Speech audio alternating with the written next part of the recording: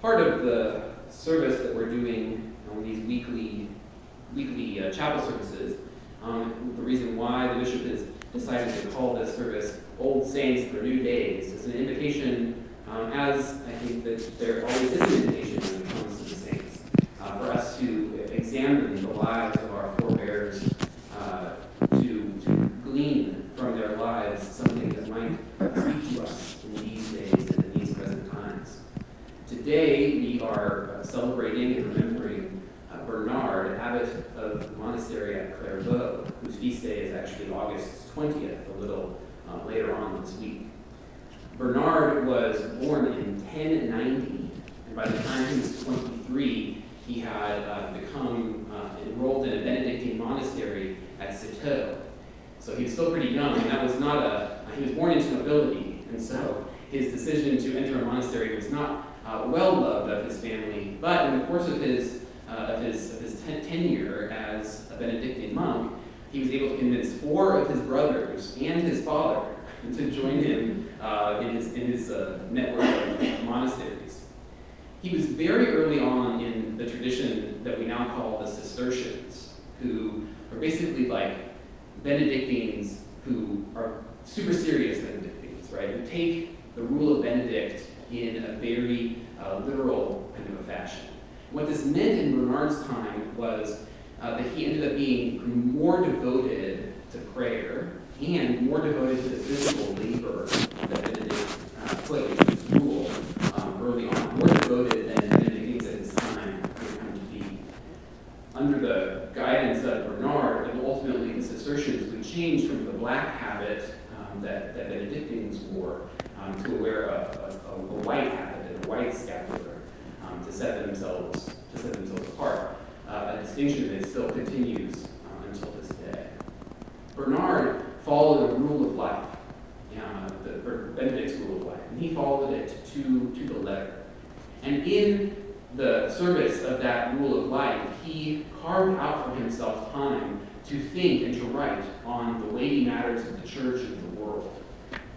His writings and his letters became so popular, his knowledge so deep, that members of the ecclesiastical and secular ruling parties would often come to him for advice or come to him to ask for guidance and mediation. In fact, he was appointed to become the one that would choose between 2 rival popes, ultimately siding on the side of Innocent II to become the pope when he was in conflict with another French pope.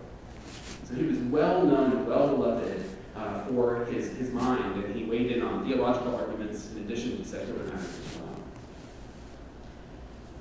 Bernard makes me think about our present age because, like it or not, we have all been invited into a somewhat monastic form of life.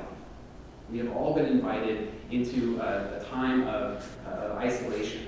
But that isolation, that social distancing, as it is called, we undertake out of our love for neighbor, right? But it is still a difficult thing. Right? That physical distancing that we are doing has led us to try and to do new things, to stream services, to meet over Zoom video conferencing, but it has also been a hard journey. Those of us who are privileged to be able to work from home have seen a radical change in our lives. But there are still millions of essential workers who have to go and continue to work in person to support our needs and to support the needs of the whole world economy. But even when they are not at work, they have to engage in this monastic sort of life. And so it is an invitation for us, as we look back at Bernard or really any of the monastic progenitors of our faith, to consider what might a rule of life look like in this time and place. What might a rule of life look like? Over the course of the last year, the bishop has invited us around the diocese, especially in our Minster gatherings, our Minster leadership group gatherings, to learn more about and to form ourselves around what the presiding bishop calls the way of love, these 7 practices that are useful for building up one's self, one's faith, into the mind of Christ. Turn, learn, pray, worship, bless, go, and rest. These are and can form a sort of rule of life that when we undertake these practices, when we undertake them intentionally, we follow a schedule that combines our Anglican tradition of daily prayer with willingness to learn, and to repent, and to grow, and to bless and to serve. As we do these things, we can be more conformed into the mind of Christ and people like Bernard of Clairvaux. But what we'll find is, just like Bernard, that the rule of life that we follow doesn't keep us bound by our imposed monasticism, whether self-imposed or imposed by those in authority.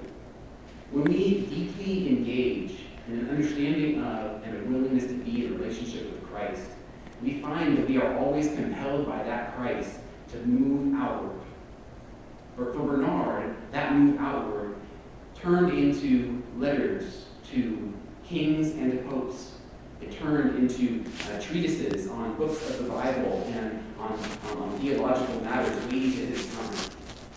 For us, in our imposed monasticism, we can also be formed in the mind of Christ through our rules of life, turn outward, and speak in the very same way that Bernard speaks. There are so many matters that need our voice, that need our voices, that ask us to speak up, not in just the 140 characters of a tweet, but in a letter of concern, a letter of imperative to our representatives, to our leaders, asking for decisions to be made and for things to go, to be supported by our leaders, our congresspeople, our president, our state leaders, our city leaders. They need to hear that we, as followers of Christ, demand access, demand security, and demand safety. That political engagement comes not from a partisan place, but from a deep knowledge and understanding of our relationship with Christ in the life. A relationship that becomes founded on our own life